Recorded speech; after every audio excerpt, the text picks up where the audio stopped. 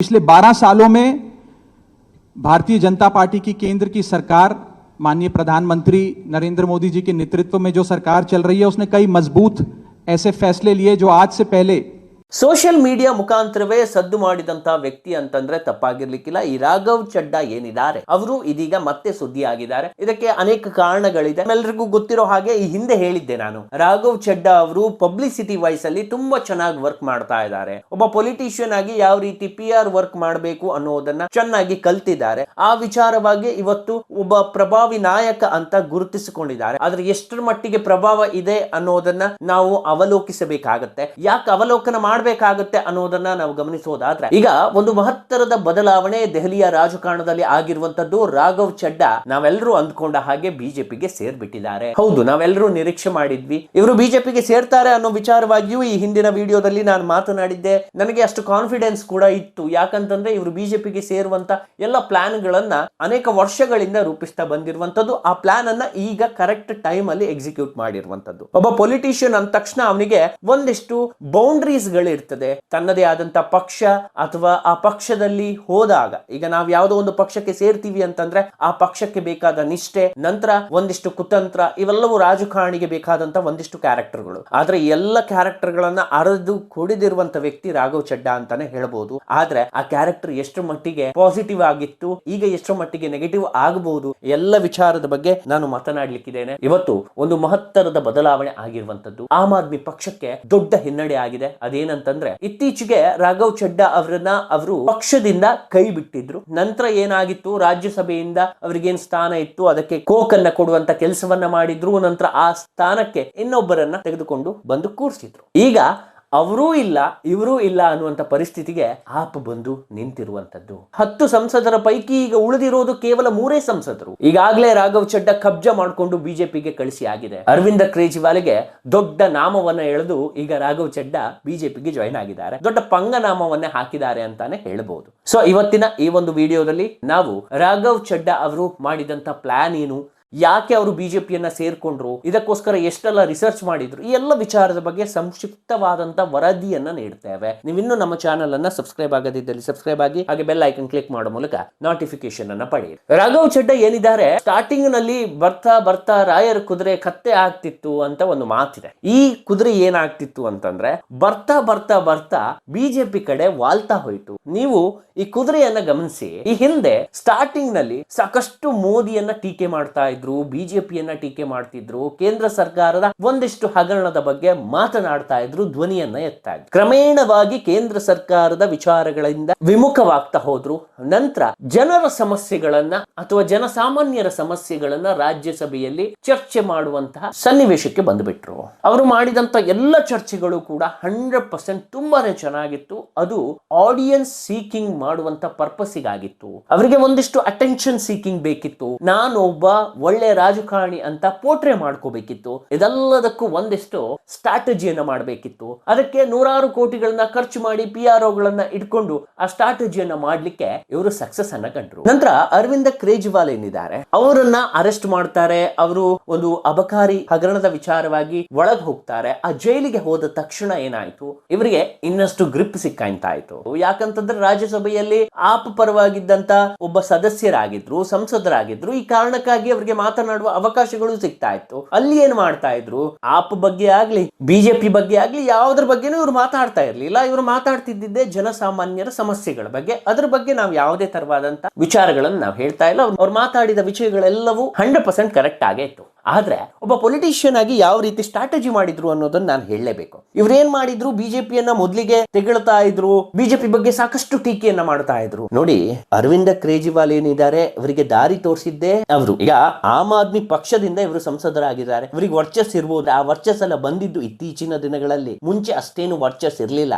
ಆಮ್ ಆದ್ಮಿ ಪಕ್ಷ ಇವರಿಗೆ ಏನು ಸ್ಥಾನಮಾನ ಕೊಡಬೇಕು ಅದೆಲ್ಲವನ್ನ ಕೊಟ್ಟಿತ್ತು. ಆದ್ರೆ ಅದನ್ನ ಉಳಿಸಿಕೊಳ್ಳುವಲ್ಲಿ ಇವರು ಯಶಸ್ವಿ ಆಗಲಿಲ್ಲ.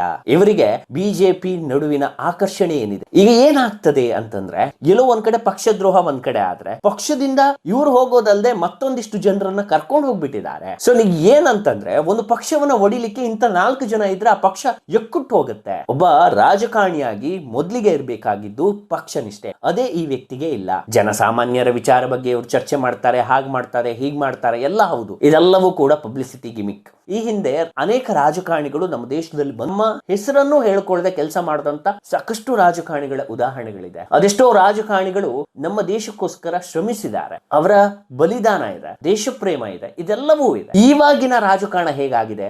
ಬಾಯಲ್ಲಿ ಬಡಾಯಿ ಕೊಚ್ಚಿಕೊಳ್ಳುವಂತ ರಾಜಕಾರಣ.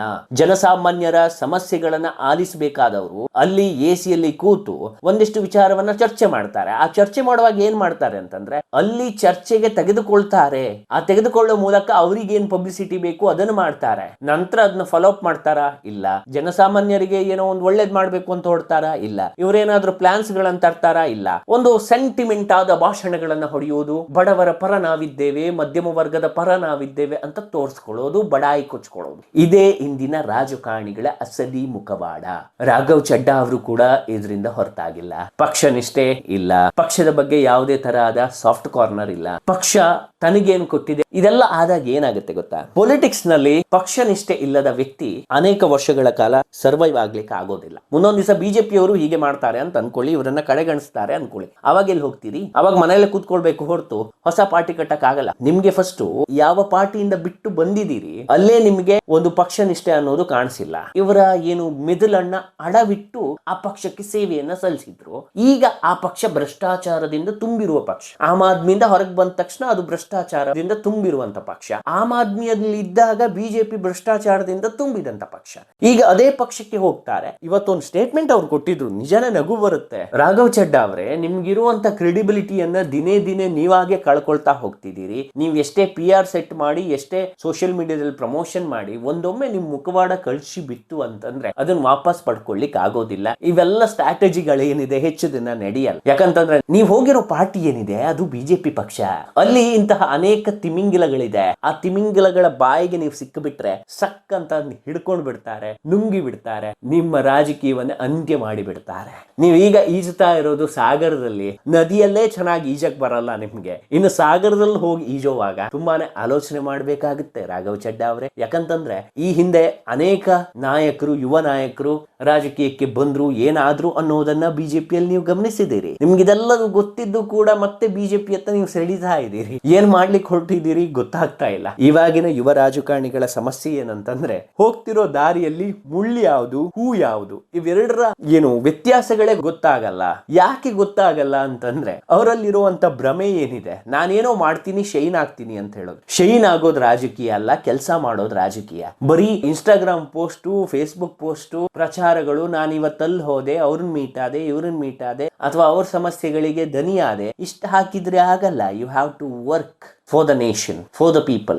ಅದಿಲ್ಲ ಅಂತಂದ್ರೆ ಅದೆಲ್ಲವೂ ಒಂದ್ ದಿವಸ ಹೊರಗೆ ಬರುವಂತದ್ದೇ, ನಿಮ್ಮ ಮುಖವಾಡ ಕಳ್ಚಿ ಬೀಳುವಂತದ್ದೇ. ನೋಡುವ, ರಾಘವ್ ಚಡ್ಡಾ ಅವರು ಇದನ್ನ ಹೇಳಿದ್ದಾರೆ, wrong person in right party ಅಂತ. ಈಗ ರೈಟ್ ಪಾರ್ಟಿಗೆ ಹೋಗಿದ್ದೀರಲ್ಲ ನೀವು, ಆ ರೈಟ್ ಪಾರ್ಟಿ ನಿಮ್ಮನ್ನು ಎಷ್ಟು ರೈಟ್ ಆಗಿ ನಡ್ಸ್ಕೊಳ್ಳುತ್ತೆ ಅನ್ನೋದನ್ನ ನಾವೇ ನೋಡ್ತೇವೆ. ಮುಂದೊಂದ್ ದಿವಸ ಅದೇ ರೈಟ್ ಪಾರ್ಟಿ ಇವರನ್ನ ರಾಂಗ್ ಆಗಿ ನಡ್ಸ್ಕೊಂಡಿದ್ರ ಬಗ್ಗೆ ನಾವೇ ವಿಡಿಯೋ ಮಾಡಿ ಹಾಕ್ತೇವೆ, ಬರ್ದಿಟ್ಕೊಳ್ಳಿ. ಇದಾಗುತ್ತೆ ಬಿಜೆಪಿಯಲ್ಲಿ. ಯಾಕಂತಂದ್ರೆ ಈ ವ್ಯಕ್ತಿ ಆಲ್ರೆಡಿ ಪಕ್ಷ ನಿಷ್ಠೆಯನ್ನ ಕಳ್ಕೊಂಡಾಗಿದೆ. ಅಲ್ಲ, ಅವ್ರು ಏನ್ ಹೇಳ್ತಾರೆ ಅದನ್ನ ಕೇಳಬೇಕಷ್ಟೇ. There is no option at all. So ಹಾಗಾಗಿ ನಾನು ಏನ್ ಹೇಳ್ತಾ ಇರೋದು ಅಂತಂದ್ರೆ, ಯಾವುದೇ ಯುವ ರಾಜಕಾರಣಿ ಇರ್ಬೋದು, ಒಂದಿಷ್ಟು ಮೆದುಳಲ್ಲಿ ಆಲೋಚನಾ ಶಕ್ತಿ ಅನ್ನೋದಿರ್ಲಿ. ನೀವು ಇವತ್ತು ನಿಮ್ಮದೇ ಆದಂತ ಸ್ವಂತ ಪಕ್ಷವನ್ನ ಕಟ್ಟಿದ್ರೆ ನಾನು ಇವತ್ತು ಯಾವುದೇ ಮಾತುಗಳನ್ನ ಆಡ್ತಾ ಇರ್ಲಿಲ್ಲ. ನೀವು ಆಲ್ರೆಡಿ ಬಿಜೆಪಿಗೆ ಹೋಗಬೇಕು ಅನ್ನುವಂತ ಪ್ಲಾನ್ ಮಾಡಿರೋ ರೀಸನ್ಗೆ ಇವತ್ತು ಈ ಮಾತುಗಳು ನನ್ನ ಬಾಯಿಂದ ಬರ್ತಾ ಇರೋದು.